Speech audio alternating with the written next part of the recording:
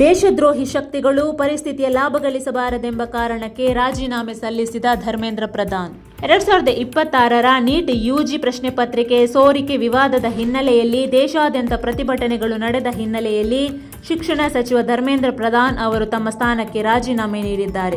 ದೇಶದ ಯುವಜನರು ಗೊಂದಲದ ಜಾಲದಲ್ಲಿ ಸಿಲುಕಿಕೊಳ್ಳಬಾರದು ಎಂದು ವಿದ್ಯಾರ್ಥಿಗಳ ಹಿತಾಸಕ್ತಿಯಿಂದ ರಾಜೀನಾಮೆ ನೀಡುತ್ತಿರುವುದಾಗಿ ಪ್ರಧಾನ್ ಹೇಳಿಕೊಂಡಿದ್ದಾರೆ. ಪ್ರಧಾನಿ ನರೇಂದ್ರ ಮೋದಿ ಅವರಿಗೆ ಬರೆದ ರಾಜೀನಾಮೆ ಪತ್ರದಲ್ಲಿ ಪ್ರಧಾನ್ ಅವರು ಶಿಕ್ಷಣದೊಂದಿಗಿನ ತಮ್ಮ ದೀರ್ಘಕಾಲದ ಸಂಬಂಧವನ್ನು ಮತ್ತು ಭಾರತದ ಯುವಕರ ಆಕಾಂಕ್ಷೆಗಳಿಗೆ ತಮ್ಮ ಬದ್ಧತೆಯನ್ನು ಪುನರುಚ್ಚರಿಸಿದ್ದಾರೆ.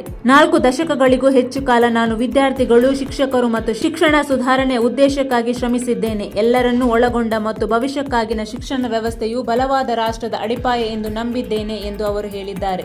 ನೀಟ್ ಅಕ್ರಮಗಳು ಬೆಳಕಿಗೆ ಬಂದ ನಂತರ ಕೇಂದ್ರವು ತಕ್ಷಣವೇ ಕ್ರಮ ಕೈಗೊಂಡಿದೆ. ತನಿಖೆಯನ್ನು ಸಿಬಿಐಗೆ ಹಸ್ತಾಂತರಿಸಿದೆ, ಪರೀಕ್ಷೆಯನ್ನು ರದ್ದುಗೊಳಿಸಿದೆ ಮತ್ತು ಮರು ಪರೀಕ್ಷೆಗೆ ದಿನಾಂಕವನ್ನು ಘೋಷಿಸಿ ಕಟ್ಟುನಿಟ್ಟಾಗಿ ಪರೀಕ್ಷೆ ನಡೆಸಿದೆ. ಇದರೊಂದಿಗೆ ಮುಂದಿನ ವರ್ಷದಿಂದ ಪರೀಕ್ಷೆಯನ್ನು ಕಂಪ್ಯೂಟರ್ ಆಧಾರಿತ ಪರೀಕ್ಷೆ ವಿಧಾನದಲ್ಲಿ ನಡೆಸಲಾಗುವುದು ಎಂಬ ನಿರ್ಧಾರವನ್ನು ಕೈಗೊಂಡಿದೆ.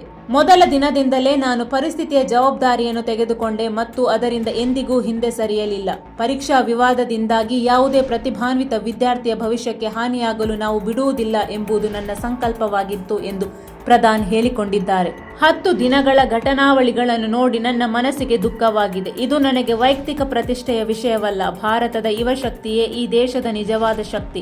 ಜಂತರ್ ಮಂತರ್ನಲ್ಲಿ ಹಾಗೂ ದೇಶಾದ್ಯಂತ ಉದ್ಭವಿಸಿರುವ ಪರಿಸ್ಥಿತಿಯ ಲಾಭವನ್ನು ದೇಶ ವಿರೋಧಿ ಶಕ್ತಿಗಳು ಪಡೆದುಕೊಳ್ಳದಂತೆ ತಡೆಯುವುದು, ದೇಶದ ಏಕತೆಯನ್ನು ಕಾಯ್ದುಕೊಳ್ಳುವುದು, ಭಾರತದ ಯಾವೊಬ್ಬ ವಿದ್ಯಾರ್ಥಿಯ ಭವಿಷ್ಯವು ಕಾನೂನು ಸಂಕೀರ್ಣತೆಗಳಲ್ಲಿ ಸಿಲುಕದಂತೆ ನೋಡಿಕೊಳ್ಳುವುದು ಮತ್ತು ನಮ್ಮ ಮಕ್ಕಳು ತಮ್ಮ ಸಮಯವನ್ನು ವ್ಯಾಸಂಗ ಹಾಗೂ ವೃತ್ತಿ ಜೀವನಕ್ಕೆ ರೂಪಿಸಿಕೊಳ್ಳುವುದರತ್ತ ವಿನಿಯೋಗಿಸಲು ಅವಕಾಶ ಮಾಡಿಕೊಡುವ ಉದ್ದೇಶದಿಂದ ನಾನು ಗೌರವಾನ್ವಿತ ಪ್ರಧಾನಮಂತ್ರಿ ಅವರಿಗೆ ನನ್ನ ರಾಜೀನಾಮೆ ಪತ್ರವನ್ನು ಸಲ್ಲಿಸಿದ್ದೇನೆ ಎಂದು ಪ್ರಧಾನ್ ಹೇಳಿದ್ದಾರೆ.